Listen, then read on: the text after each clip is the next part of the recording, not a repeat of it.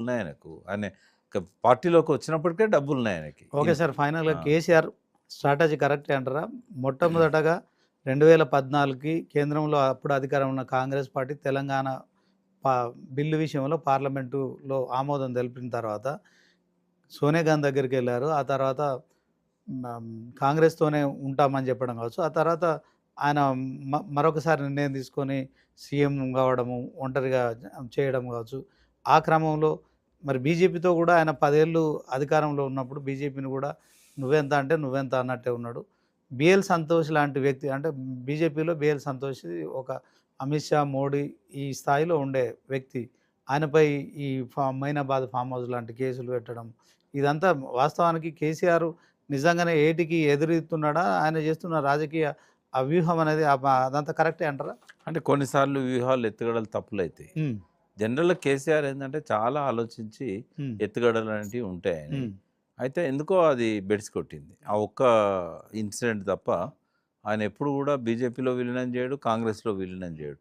దేశవ్యాప్తంగా ఈ రెండు పార్టీలకు ప్రత్యామ్నాయంగా ఎదుగుదామనుకున్న ఒకే ఒక్క నాయకుడు. అంతకుముందు కొంతమంది అనుకున్నారు జాతీయ పార్టీలుగా తమ పార్టీలను ఎవరికి ప్రత్యామ్నాయం కాకపోయినా. చంద్రబాబు అనుకున్నాడు, కరుణానిధి అనుకున్నాడు, జయలలిత అనుకున్నది, అక్కడ పోయి మమతా బెనర్జీ అనుకుంది, శరద్ పవార్ అనుకున్నాడు, రామ్ విలాస్ పాస్వాన్ అనుకున్నాడు, అజిత్ సింగ్ అనుకున్నాడు. వాళ్ళందరూ అనుకున్న తర్వాత కూడా కేసీఆర్ టీఆర్ఎస్ పార్టీని బీఆర్ఎస్ పార్టీగా మార్చడం కావచ్చు, జాతీయ స్థాయిలో మరి చేయడం అనుకునేది, ఇది నిజంగానే చేసిన ప్రయోగం సక్సెస్ కాలేదు కదా. అంటే సక్సెస్ అయ్యేదే ఓ చిన్న పొరపాటు వల్ల సక్సెస్ కాలే. ఎందుకంటే ఒక ప్రిపరేషన్ చేయకుండా అనౌన్స్ చేయకూడదు. అంటే హైప్ వేరు, నిజంగా బలం వేరు. ఇన్ఫాక్ట్ అనేది 2023 ఎన్నికల్లో పడ్డది అనుకోవచ్చు మనం, అసెంబ్లీ ఎన్నికల్లో. అది కూడా ఒక కారణం. అయితే వాపు వేరు, బలం వేరు. బలంతో మజిల్స్ కండలు వస్తే అది బలం, కొట్లాడితే గెలవగలుగుతారు. కానీ ఏదన్నా ఇన్ఫ్లమేషన్ అంటాం, ఇన్ఫ్లమేషన్తో మంటతో వాపు వచ్చింది అనుకో, వాపును చూసి బలం అనుకుంటే తప్పు కదా. అయితే ఆయన ఆ రోజుల్లో తెలంగాణలో జరిగిన అనేక అంశాల మీద దేశవ్యాప్తంగా మంచి అప్లాజ్ వచ్చింది. రైతులకు ఆయన చేసేగా అలా అనుమానమే లేదు. అయితే వాళ్ళంతా బస్సులు వేసుకొని వచ్చుడు, కలు మా దగ్గర పార్టీ పెట్టండి, గిరిధర్ గోమాంగో ఒరిస్సా మాజీ ముఖ్యమంత్రి, ఇటు ఇక్కడ మహారాష్ట్ర నుంచి, మహారాష్ట్ర పోయినప్పుడు వచ్చిన స్పందన, ఇదంతా చూసినప్పుడు ఆ పార్టీ శ్రేణులన్నీ ఏమనుకున్నాయంటే జాతీయ పార్టీ పెట్టగలిగితే మన మహారాష్ట్రలోనే కాదు ఇతర ప్రాంతాల్లో కూడా మనకు బలం బాగా పెరుగుతుంది. ఇవాళకి దేశ రాజకీయాల్లో మనం చక్రం తిప్పకపోయినా రాబోయే 5 ఏళ్లలో మనం కొంత బలపడతాం. మెయిన్గా ఆయన నమ్ముకున్నది ఏంటంటే దేశవ్యాప్తంగా అనేక సమస్యలను పట్టించుకోవట్లేదు ఈ జాతీయ పార్టీలు. వేలాది టీఎంసీలు సముద్రంలో కలుస్తున్నా, లక్షలాది ఎకరాలు ఎడారులుగా మారుతున్నా అసలు ఆ నీళ్ళను మలిపే ఆలోచన కూడా వీళ్ళకి లేదు. ఒక మంచి ఉద్దేశంతో దేశవ్యాప్తంగా రాజకీయాలలో ఆయన కీలక పాత్ర పోషించాలి అని అనుకున్నాడు. ఎప్పుడు ఎలక్షన్లలో ప్రజలు ఓడిపోతుండ్రు అన్నాడు ఆయన.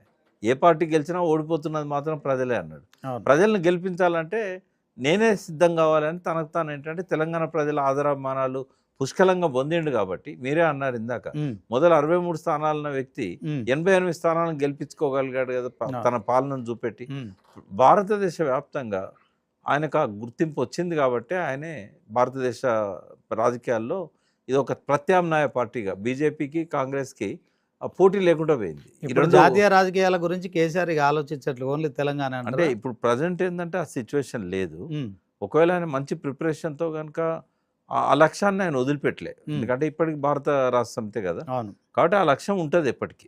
బట్ ఆయన ఇప్పుడు రాజకీయాల మీద మాత్రం రాబోయే స్థానిక సంస్థల ఎన్నికలు, తర్వాత అసెంబ్లీ ఎన్నికలు, ఇక్కడ పార్లమెంట్ ఎన్నికలు, వాటి వరకు ఆయన ఇప్పుడైతే స్ట్రాటజీ ఉంటుంది.